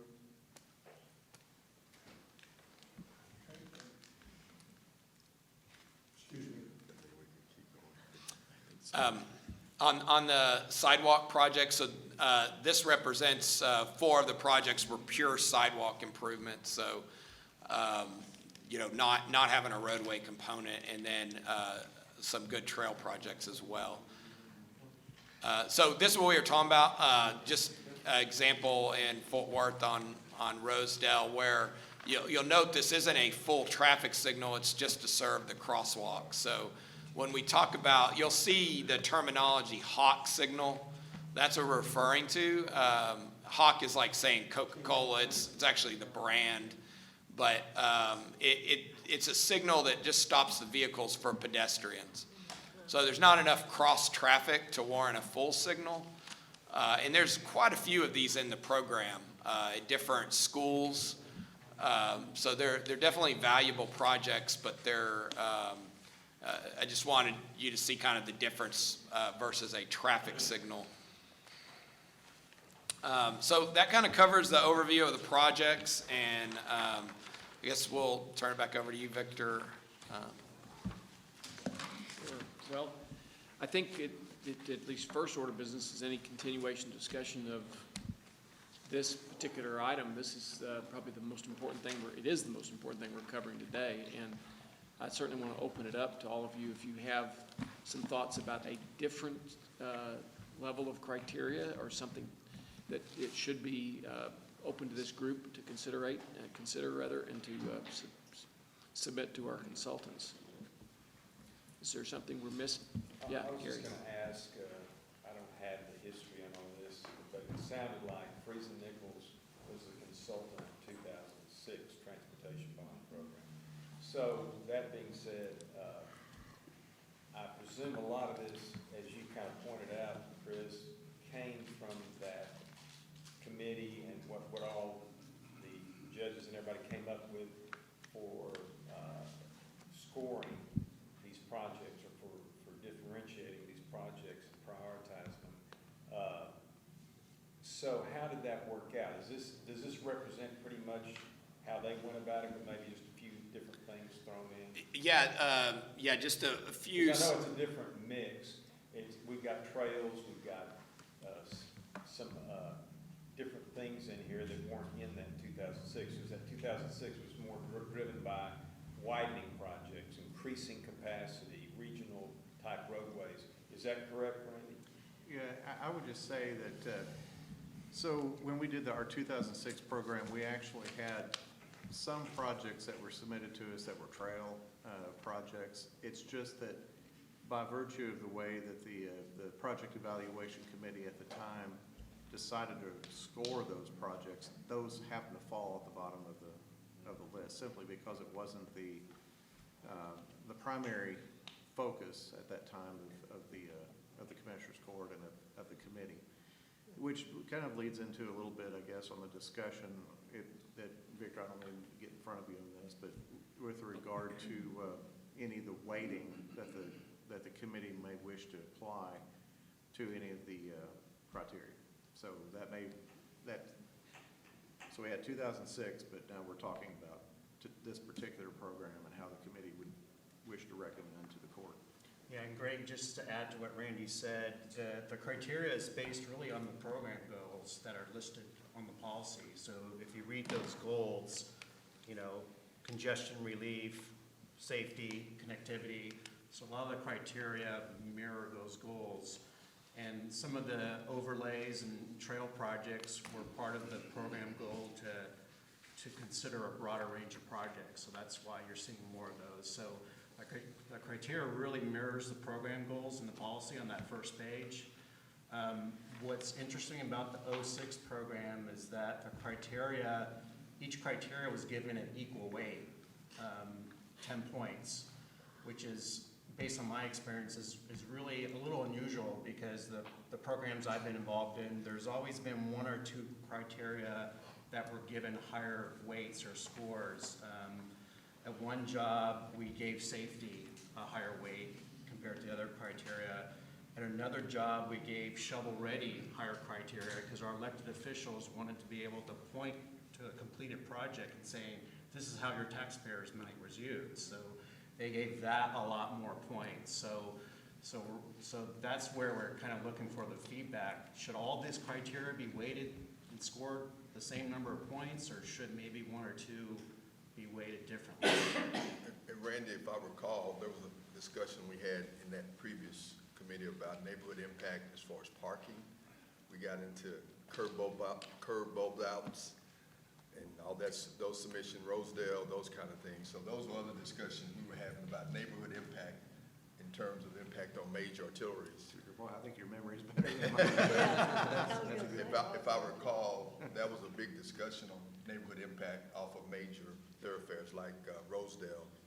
I know in precinct 1, that was a big discussion in having curb bulb outs and that was kind of thing. Right, and so for the committee, if the committee feels that those particular elements are important Right. in terms of the weighting, then that would be reflected in what you would recommend.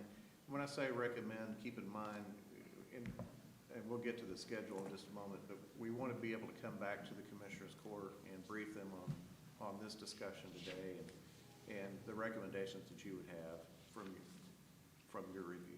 The great news is you have a majority of them here. They're listening. Oh, one just laughed, so we Look, Victor, do you think it would be easy to digest if the projects were competing against themselves and maybe the Freeze and Nichols team said we have a $200 million program and we are gonna allocate $20 million for arterial or intersection projects, right? And then those compete against each other and you get kind of a better feel. Because if you get this huge list where you have a $75,000 intersection improvement in the middle of Colleyville and the next project is some $50 million greenfield arterial, you know, and they both rate really, you know, they both doubled the capacity, but it's not. It's not an apples to oranges. Yeah, I But mean. you make a good point. I wasn't, my belief was that we were not necessarily you're not like having a category of projects per se, although they group some in there simply because they have to be determined whether or not they qualify for this part of the bond program or not. But I'm thinking that there's not an apples to oranges, with the other exception of that we need to have equity is many things, but one of the equity is across the 4 precincts. That, you know, you have to have this across the whole county. So there probably will be some projects that may not be, if you just rank this in a straight up even world, would not make our list, but because you've got to have equity in the balance of the precincts, you would. So make sure from your perspective, you think it might be better, and this group can say it, to like rank like they laid out in this presentation, various categories of projects. So it'd be better to look at those as they match up with similar type projects versus as a group. I think it would be easier. Okay. I mean. So that's a consensus item for this group. We don't have to necessarily take a vote. Or at least as a first cut. Yeah. How would the group react to that when they saw it next time? I mean, I would say it would be easier, like if you guys determine, hey, we want 20 million worth of intersections, it would be easier to call to figure out what's the best intersections that fit within that. Well, are you calling for that? I thought you were calling for just a grouping of them, not necessarily, we'd have Well, 20 I think million if you in the did that and project. you provided an allocation, on safety, pedestrian, arterial link projects, intersections, then maybe you would change, maybe the group would change those later, but then you at least could react to it. I think what the approach we're gonna take, I think that could actually be determined at the next meeting, like, we're gonna rank them within those areas. And so if it was determined, like, hey, we really wanna have an allocation towards intersections, it'd be real easy for us to adjust that accordingly. Well, it's kind of like in the 06 program. Do I remember right that you had the green and the yellow and, and then as the projects became less expensive, then the county was able to go further into that list. So if you were looking at the, whatever, I'd say intersection projects, then you could see how far a certain funding allocation would get you, and maybe the group would say, well, for some other number, you could go deeper into that list. I think at least one of the things, when I look at the list of projects, one of the determinations, we talked about the equality and kind of spreading that out. Precinct 2 has requested more than the other 3 put together. So, there's gotta be some, we're not expecting, I don't think, to be exact, but I think there has to be a recognition that, it's got to be spread out, to some extent, realizing that, that there are needs all over the county. Yeah. Y'all are basically 1/10 of what precinct 2 is requesting. But if you have those multi-jurisdictional connections, that helps too. It does. And that I think should be some priority, because you're hitting 2, and for that equity. Or 3, hopefully, could be. I think the other request that ought to happen is that as all of the municipalities are negotiating right-of-way costs, that you are to invite Catherine to be a part of that. You just mentioned that she's on the committee. Oh, by the way, she also happens to be the head of CAD. And I'm a target on my back. So we're going to see how valuable it really is. Ooh, it's getting real. Well, what does the group have a preliminary thought about? Would you like to see these projects kind of ranked against themselves, the ones that they're with, or as a group, or looking at them based on the individual communities that they come from, or all of the above? How would you like to see that? What would be Maybe easier? a subcategory could be group per precinct. I know some precincts don't have a variety of projects. Yeah. But some have a lot, and maybe there needs to be some prioritization, looking at some prioritization, or, ranking in that precinct. Just so, there's 10 different projects that are very similar in nature and widening and so forth, that you have them ranked. And so if you're gonna pick something from that precinct in that category, maybe the top 2 are the ones you pick, I don't know. But I don't know. Well, you may get lucky, and the first cut of the prioritization is equitable across the county. Yeah. Can I throw this out? So, is there a master plan, or is there some kind of, so at UTA, we do this thing like, they'll repave this whole road and knock out all these things to repave the next road, and then the next year, they'll tear up that road and make it a pedestrian zone, and then they'll cut through the pedestrian zone, put a road back in. There has to be some kind of master. There has to be some kind of master plan that we wouldn't just keep. If you know this is just temporary, you're going to bulldoze this whole thing in 2 years. I don't know if we could get access, but maybe you guys could get access to that kind of. Yeah, I think, each of the lead agencies, has a capital improvement plan, or they're planning a bond, and so they've, likely they had a project list much larger, and they've boiled it down, and then that's what they've submitted, so, we're, So these are not temporary, they're not. no, I mean, the only exception would have been those mill and overlays we were talking about that, there might be a longer range plan to redo that road, but they've submitted mill and overlays. But, the larger jobs are their ultimate configuration.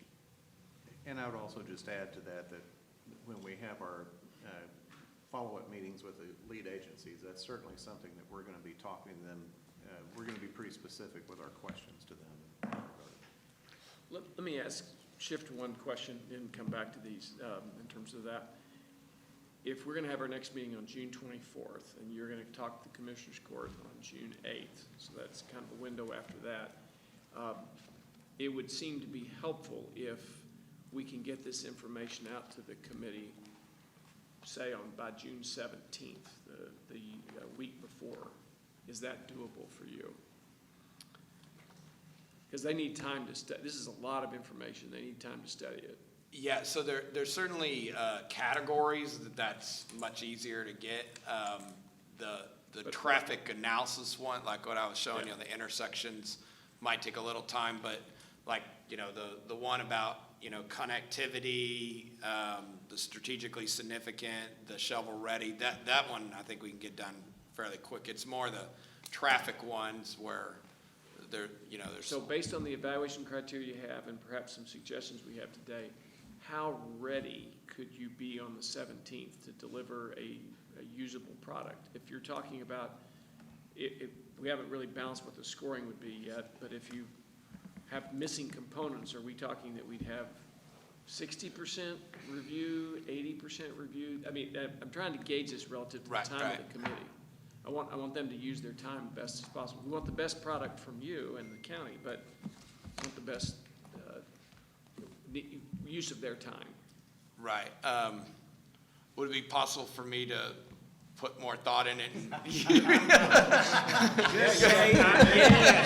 got 10 minutes, Mr. Chairman, I can do it.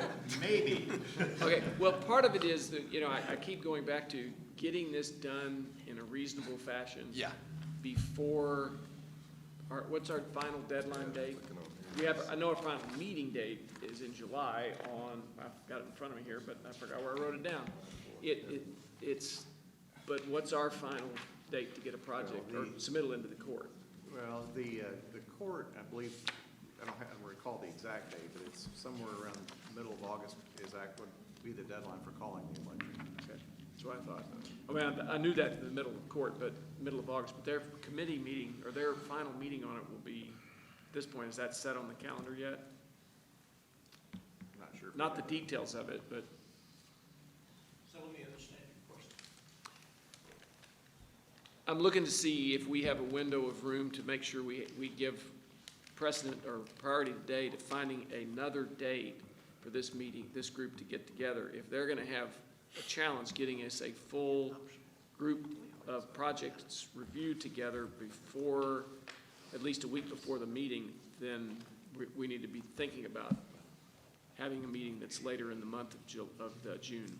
Yeah, I would say that final product of court, probably middle August. Yeah. So we stay within our same timeline, but we just may have to look for an alternative day. If you're gonna, I want you to submit a complete product to this. Yeah, I committee. think, on those traffic elements, you can look at it and have a good feel, but it's being able to defend it, and that's why I wanted to do that modeling of the intersections I was showing. I'm totally understanding and with you every bit of the way. I know the challenge. I'm asking leading questions, really, because I know the challenge that you're underneath. But I think to be fair to them and to be fair to the lead agencies who submitted projects, they need to have the information with enough lead time to review it and for us to ask questions. So it might be that if it's not in until, say, 2 or 3 days before our meeting on the 24th, we need to be looking at another backup date to have this discussion so it's done right. Yeah, and that's what Al and I were here, we were thinking the 21st, the nice thing about the 21st, you get a few more weekends in there to be able to achieve, but I guess that doesn't give a lot of days to the 21st. Well, that means they've got, if you get on the 21st, and again, I want you to get the product out exactly as you think is professionally doable. And believe me, I think this is a highly condensed time frame for you. This is unusual for anything I've participated in the past. But having said that, that's where we are. And if you get something to this group on the 21st, that literally gives them 3 days. I'll let them, as a group, the 15, be the decision maker, whether that's sufficient time for them to review these projects and walk into here and coalesce around a ranking of them. That's up to you as a group. So I'll leave that open to them. And I guess just for clarification, what information are you referring to? You're going to bring to us, before we come to this next meeting, you're going to give us a scoring sheet on these projects. Right. That's my understanding. We're coming in with a hard product into the meeting on the 24th, because otherwise we'll have a discussion like we've had today and won't move it forward.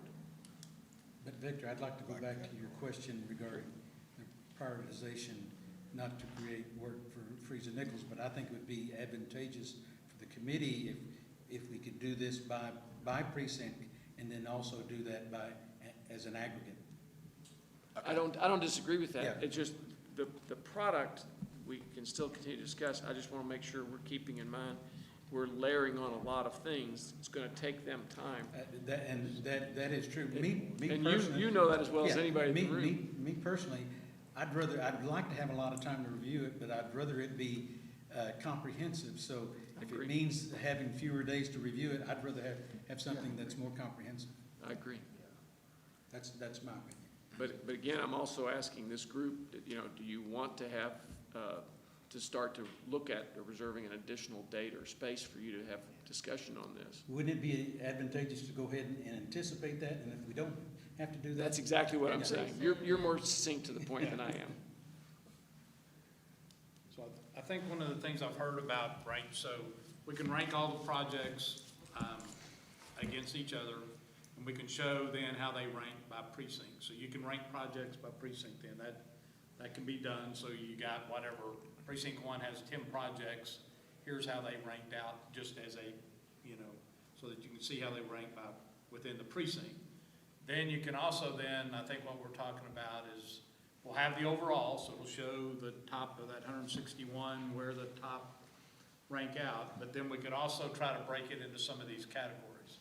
So I'm trying to think, given the volume of what's there, your biggest categories end up being those arterials and collectors that would stack up across the precinct and where those are. So that could be a category. You can put intersections as a category. Then the question, at least for the next one, maybe you lump all the rest in another category. Maybe signals go in with intersections. I'm trying to think of just looking at the numbers, the number of projects. If you've got 3 pedestrian and you've got 2 different communities that sent several bundled, mill and overlay, that's pretty easy to just show that. That's not but I think the hard one is going to be ranking the intersections that are a variety of types of intersections, and then your thoroughfares and arterials. That's where we're going to spend the most time, because if you look at the biggest number of projects in dollars, it's going to be those arterials and collectors that we're going to have to make hard decisions on, because those are bigger dollar projects. They've got different components to them. And so that would be the one that we probably want to spend most of our time on. If we weed out some of the others very straightforward, then maybe we can do that. But I'm trying to see if we offered you that kind of data, then now, like you're saying, you could look at that a whole lot easier, which means you could look at it in fewer days than trying to say, okay, I've got a whole bunch of data here. Where do I find precinct 3, projects, or whatever it happens to be. So I'm trying to think what would make it easiest for you to see it, because you each are representing precincts. So obviously, within your precinct, where projects stacked up, I think would be important. Is that head nod? Is that kind of? Yes. Okay. But you could have that as a dashboard. Yeah, that can just be one of the pieces of data. That's not the whole thing, but that gives you an idea of how projects within the precincts you're looking at stack up. And then we could come up with these other categories, Chris, I think would be, and, we'll have to look at the intersection projects. There may need to be some refinement we do on those, because we may not have been able to do all the analysis, but at least we would have them in that ranking by this date. And I think then that, Well, that and I sound? think some of those projects that aren't in the arterials or intersections might fall in under different funding categories. You know, Right. either the discretionary fund or maybe even another interlocal fund, so. I think if we can do that, we're also gonna talk to the court about the ones they wanna pull out, so that may take some off the list. If there's some that we already know need to come out of the ranking, that takes care of part of them, and then we can start this other. I think that would be the main thing of getting the data you need, Victor, for everybody that wants by that date, is do we get it in these categories so it's easy for you to do. I mean, typically, when this is a longer process, you get more involved in the ranking and helping. But given this process, we're gonna have to go through and do all that ranking and then let you look at it and verify, well, I don't understand why these two projects, what makes one more significant than the other, and then we can help you see how we do that. But I think we're trying to get to that point as quickly as we can. You know, like somebody said, the top two communities that submitted information also ranked their projects. So there is already some value in where the bulk of the projects came in. A lot of those are ranked. The problem is we want to make this, you know, as we look at the equity across all, how do we take that? And that's why I think giving you data by precinct will help you with that. And then we can look and see how that falls out. Because right now you have to say, okay, where did how many projects do we get from the different precincts? Does that make sense, Chris? So did you say you could have that by the 21st, or you're saying? The 21st would be great, because you know, we get, that's basically 5 more days and including the weekend, so that. Yeah, it's after weekend. Yeah, that's after a weekend, that's a Monday, so that helps. So, I mean, I personally don't have a problem with that much detail and only having between the 22nd, 23rd, and then coming to the 24th, but I don't know about the rest of the committee. It'd be better to have less time and a better product to look at. Yeah, right? yeah. Okay. Yes. So there's typically, like, the first draft. You can spit the first draft out, and then people can pick out hot spots wherever they feel. And that you might be able to get out earlier. I'm always a fan, just give it to me earlier, whatever you got, give it to me. Okay. And then that gives me more time to think about it, and find any hot spots. But Yeah, I think in, you know, some of the categories, it'll be really easy to give a first draft, like the connectivity. But some of the traffic-centric ones and the safety will probably take us to that 21st date. But there definitely could be, so y'all be able to look at those other categories and see how they're scoring. So, I guess just circling back a little bit on this, what will you guys need in order for that to occur? I think we talked a little bit about the weighting issue, but I would think you would need to have some guidance, I think, from the committee. What I was planning to have is, like, we would be able to change that live. So Okay. if, you know, we'll have the data, we'll project it up there. If we change the, you know, the percentage, it's gonna reorder them. So that would be the goal there. We just have that set up so we'd be able to make that determination. So if we zero out shovel ready, it would reorder them. If you raise the mobility score. Right. Or the Exactly. capacity, yeah. See that. And we'll be able to protect, I mean, not that, a little bit by design, we did not show you exact examples of your projects today because you would get caught up on that specific project. So part of the reason we showed examples from somewhere else is so that you didn't worry about that specific project. But that's also why you don't print out that list yet, such that you're more worried about that single project in there. We want you to look at the process of how we're gonna get there. Next week, we'll be able to get it, and you'll see everything, and you'll see what the difference in all those rankings happen to produce. But I think, you know, looking at the shovel-ready piece was a piece we want to look at. There were some good comments on some other things to the criteria we want to add as we're doing the evaluations. And I think the goal would be then that the 21st, we're able to send something out. Now, one of the things, this is big and data intensive, so obviously you need to be able to use it. So do we want to look at an electronic format or something that makes it easier for everybody? If we did everything into PDFs that you could use some kind of PDF reader and zoom in and out? Is that a good format? Saw a lot of head shake, okay. Well, I would appreciate something I can manipulate myself, so like an Excel sheet where I could do my own sortings. I knew that was coming. Hey, put her on the team. She's generated If you've Fort seen the submittals, Worth I think custom. maybe you have. This is a custom scoring criteria. No, I mean, we can give the data the way we have, that's not a problem. I'm trying to make. But I think that would be helpful, right, because you're gonna intend to bring the whole group together and go through something similar to that. Right. And so if we have the opportunity to kind of play We together. can send it both ways, and we'll make sure what's there, that this is a, here's your data by precinct. It's, you get it in a PDF, and you can zoom in, you can look at it, you can see what's there. And then, obviously, we've sent you the raw data as the backup for those that want to get in and look at all the raw data. We can do that as well. I might suggest that you also put the agencies to, in addition to the precincts. Okay. Precinct by agency.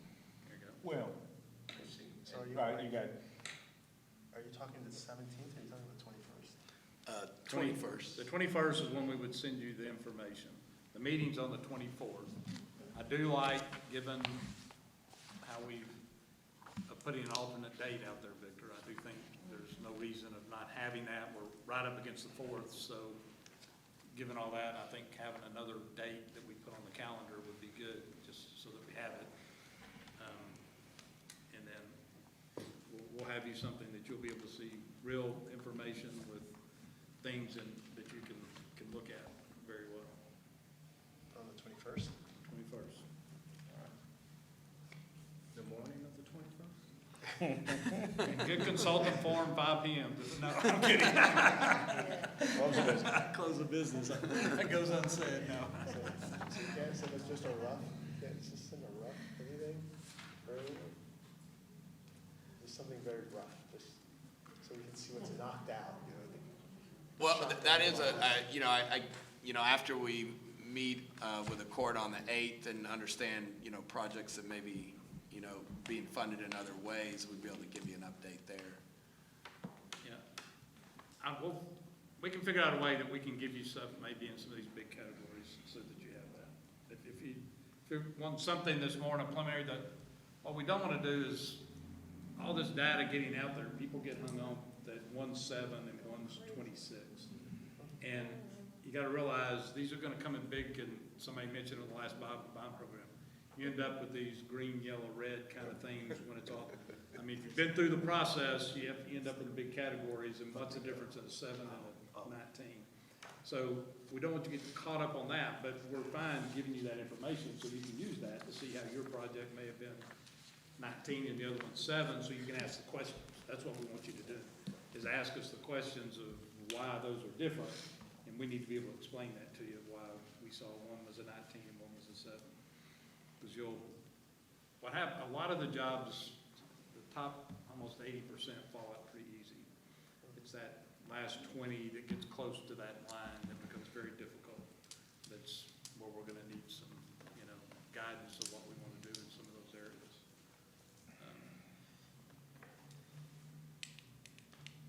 All right, is there any specific things, I guess, Victor, the last thing, is there anything we need to be able, as a committee, you want to bring up to the commissioner's briefing on the 8th? Is there anything there, Victor, that Well, I'll open it specific up things that we I'll want? open up the floor. I know we'll have a discussion, as we've been doing prior to the 8th, in our little ad hoc committee group, but I'd like to leave that open to the floor to the members here, for them to ask that question, or answer that question. Anything further that you need to help you do this? Okay. Everybody seems to be in general agreement that they like what they're hearing, they're ready to go as soon as you get it. We're just ready for Chris to generate that spreadsheet, right? For your weekends. Okay, and we'll go ahead and look for an alternative date that would be between our two meetings in June and July. That would be, look for that alternative date. So Randy and you and Mike will pull that out for what you can do. Just so we have it. Doesn't mean we have to use it, but so we have it. Can And then what I would suggest is like early next week, we get a memorialization of just in brief form about what you're going to present out to the group so it syncs up with what they've heard today. Okay. And you know, I'm not talking about spreadsheets. No, and no, that, I'm no, just- what are you gonna see? That Yeah, way you yeah. anticipate what you're going to get on the 21st. So maybe we can Fine. set a goal for getting that out by like late Thursday or Friday next week. Okay. Because we'll lose a day on Monday. Monday, yeah. We're also trying to hold your time commitments, so we're 5 minutes late. If you got, Chris and I'll be here however long to ask more questions, if we want to do that. Is there any, Victor, it's your meeting, but I just wanted to make No, sure no, no, we're it's, here to answer it's questions. their meeting. I just help facilitate, so it's their meeting. Are we adjourned? No. Well, they're not- the other side is good. Anybody can leave if they need to go. Another EDC meeting on it, so I apologize. No problem. Alan, Alan. What's supposed to happen between, so the second meeting is on the 24th, and the next one is the 15th. What's supposed to happen between those? We're gonna schedule a potential another That's meeting. where we have the Yes. discussion? Yes. So we may need 2 meetings to go through these projects before we have a final meeting that preps for what we present to the court. Does that make sense? Yeah. Just make sure we have that. Okay. At this point, unless Randy, you got something? I have nothing else. I thank you all for being Yeah, being a part of this committee. Really a nice setting, I like it. Good group. Next time, we gotta take advantage of our refreshments over here. All right. Thank you.